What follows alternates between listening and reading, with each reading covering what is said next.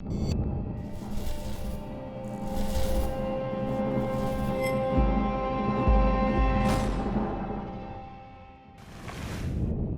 here in Bowling Green, Kentucky at Cherry Bend Canoes with David West. How you doing, sir? I'm doing fine. How are you?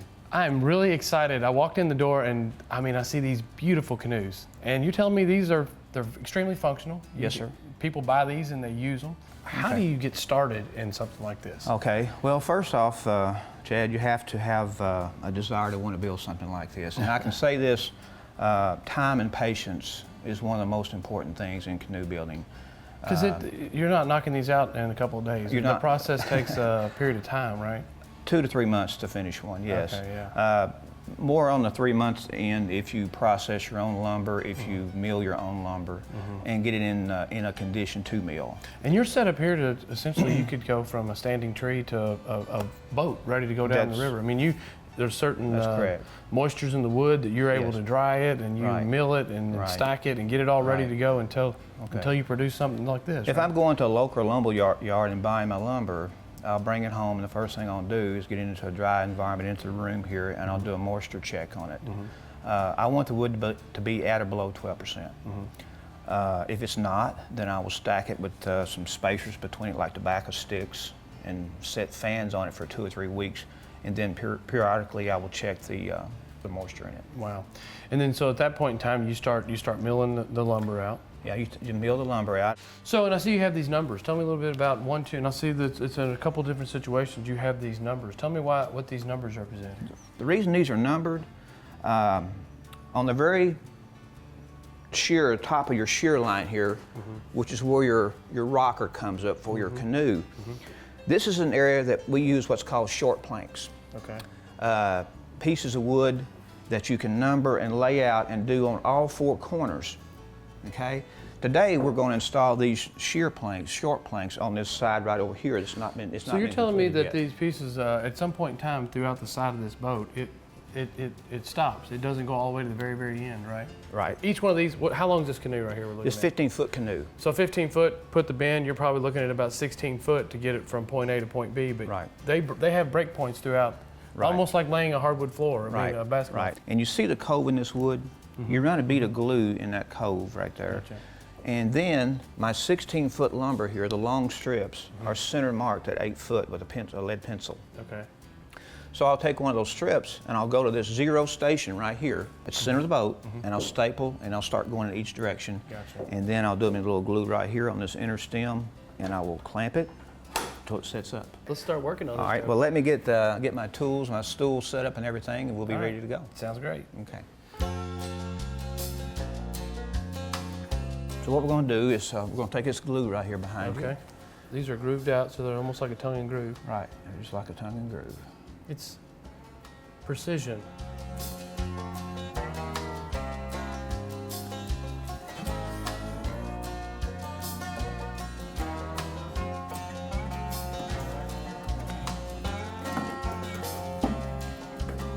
Now what you use on this is 9/16 T50 staples. And again, the only reason you staple this is to let the glue dry. Okay? So once it's dry, you can pop Once those it's dry and you out. get ready to do the sanding and all that, you take you pull the staples out. Okay. And the interesting thing about this, what really shocked me is that, of course, all these come out, otherwise you wouldn't have anywhere to set in the canoe. But once you get this whole thing done, and you add the epoxy and you put a fiberglass coat on the inside, which you can't see, what's this canoe going to weigh once it's done? Around 48 to 50 pounds. And you can't go get a fiberglass or a plastic canoe in the store that weighs much less than that for a 15-footer. So the wood, I would assume I thought would weigh a lot more, but they really don't, do they? The fact that cedar is already a light wood, and the fact that it's air dried, this wood is air dried, it really helps you a lot. So what I'm going to do right here, I'm going to take a piece of scrap lumber and a piece of tape. Now remember, we got a bead of glue inside of that cove, so what I'm going to do is take and push this up. See the glue? Gotcha, okay. All that does is just give the plank a little bit of more support into the cove. So you put one strip on and you'll give that glue a little bit of time? About 20 minutes to dry. 20 minutes, and then you'll put the next one. So it is a, and how, what are these, 3/4 of an inch? Yes, sir. They're 3/4. So now once you get this all planked out and then you come through and you do the bottom side, what's the next step in this process? Well, the next step is once you get it all planked out, get all the shear planks finished and everything, and up to the keel line, then you pull all your staples, and then you'll wet it down. Wetting wood down raises the grain. Okay. I'll wet it down, and then when it dries, I will hit it with 80 grit sandpaper with an orbital sander. Okay. And then I'll wet it and wash it off again. I use tack cloth too, because tack cloth will find things that you can't see with your eye. Gotcha, okay. And so you'll get all the dust off of it. And then you'll hit it with a 120 grit and clean that off, and you're ready to roll out the fiberglass. Let's start at this canoe, which is obviously a finished canoe. And let's start walking down and talk about some of the finishing pieces you've got on it. Once you remove the canoe off of the station molds, and you get your fiberglass in and your epoxy and resin and all that finished, then you get to work with some hardwood. Okay. And what I mean by that is, of course, you get to install your 3 laminates that are hardwood for the outer stem. This one here is? This is ash and cherry with a cherry center laminate. This is your inner and outer gunwales, okay? These holes right here are what's called scupper holes. If you were to take this here and you have water in here and you were to lean it over, this is the drain, no matter what angle you've got it at, that you can drain your water out all the way down through there. Exactly. If you look up in the end, you got some dry storage areas, right? I do have dry storage area for a phone or snacks or lunch or whatever. The seat extenders, of course, the seats have to be in an exact location. And then, of course, you got your little guards here for your seats. So And those are maple, hard maple. This thing obviously has 2 seats, so you can put 2 people in here. Sure. But you put them in a certain spot too, so that if you got one person, this thing will still track and ride well. You don't have to have 2 people in it. Exactly. You don't have to have 2 people in it. But it is balanced out with 2 seats in a position according to the blueprints. That you know, when it's 2 people are riding it, it really floats well. Only drafts like 4 inches of water. Hopefully we can put one of these on the water. Okay.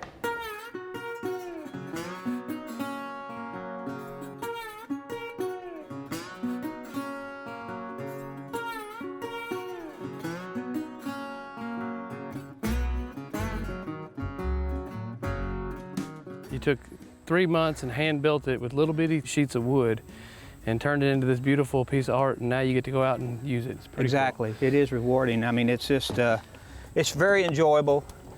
You know, like I said, it's very stable, and, you know, you can move around it. Are you ready? I'm ready.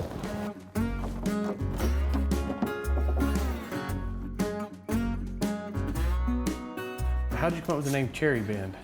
Well, that's a good question. Of course, I told you earlier I'm from Butler County originally, and of course Green River runs through Butler County. And there's a location called Cherry Bend on Green River. And there used to be an old natural lake. Now it's farmland, but there used to be a natural lake, Cherry Lake. And when I was a kid, my dad and I fished a lot around Cherry Bend because it had a lot of good fishing, rocks and things of that nature. That's how I come up with the name Cherry Bend.